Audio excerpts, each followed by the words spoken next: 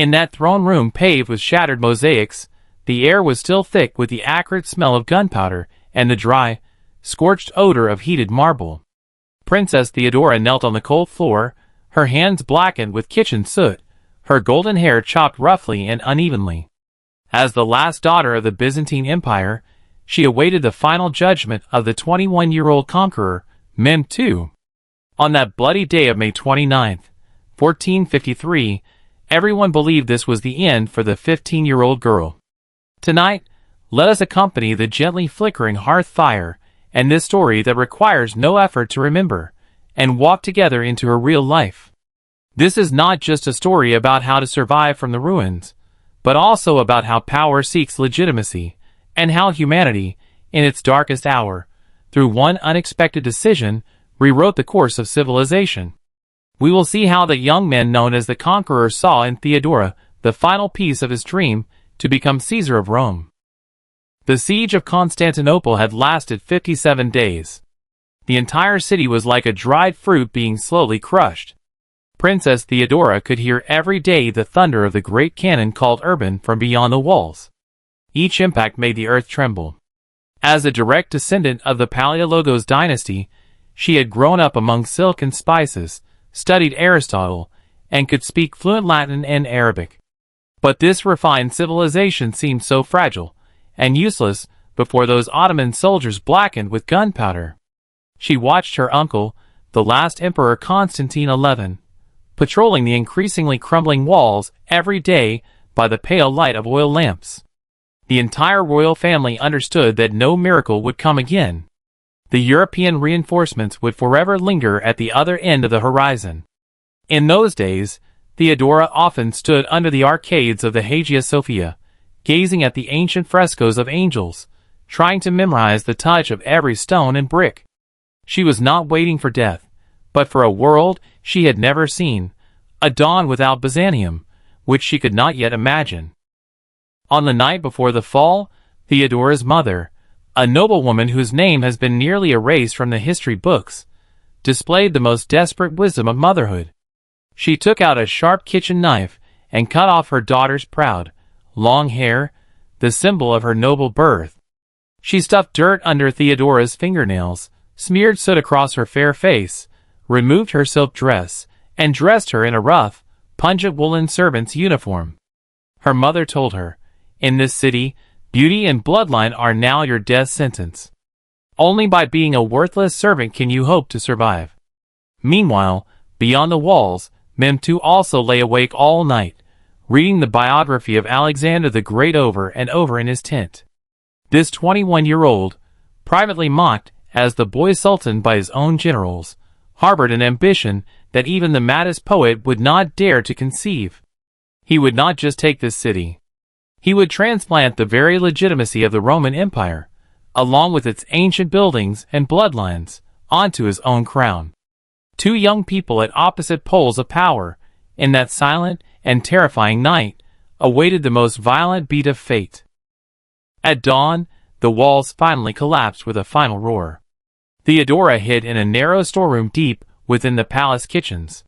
She pressed herself against the enormous olive oil jars, listening to the heavy clanking of metal outside the door, the echo of Ottoman janissaries' boots on the marble corridors. Screams echoed through corridors once filled with poetry and music, eventually becoming the eternal background noise in Theodora's heart.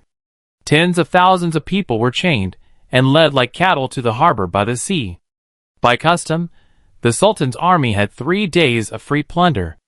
The bronze doors of the Hagia Sophia were split open with axes, and priests were dragged away mid-prayer. Theodora felt that the world she knew was like a pool of melting wax, utterly deformed by the fire. Yet the strangeness of fate was this. Just as the soldiers were about to drag Theodora out, Mehmed II suddenly issued a command that shocked the entire army. He ordered an immediate halt to all harm against civilians, and reduced the plundering time from 3 days to 1 day.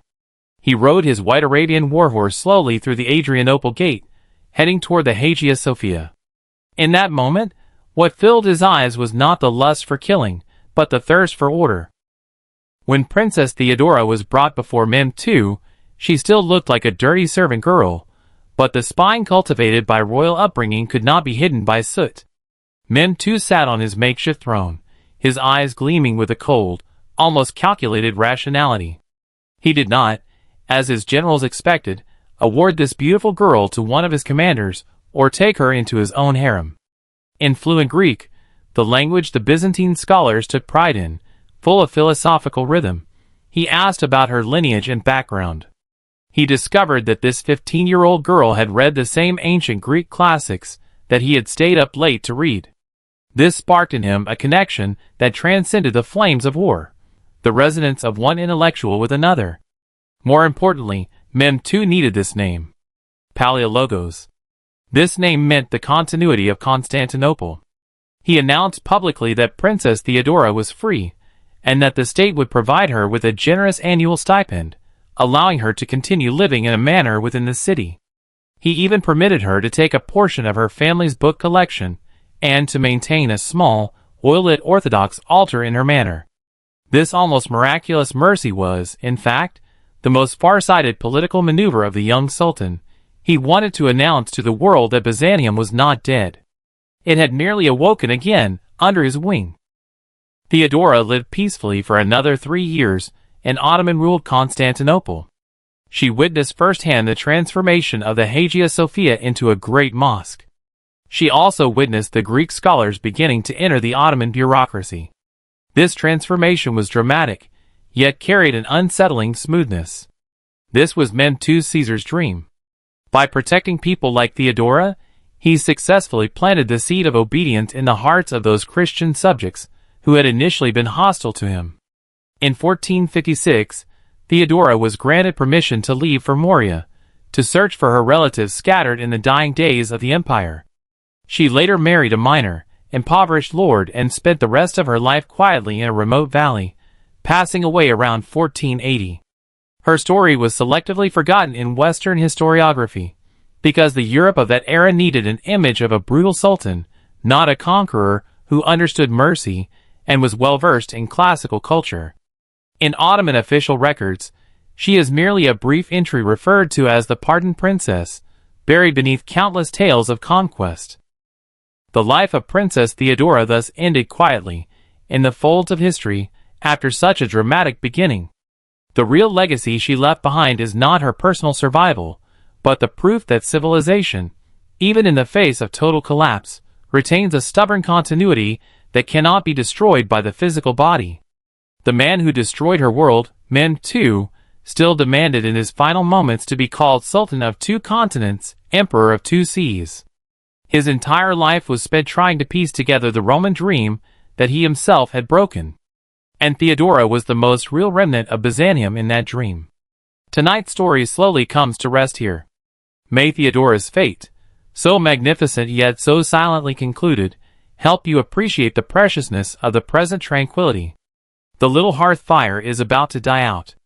In this ever-changing world, may you, like her, preserve a resilient heart within the storm, and fall peacefully asleep.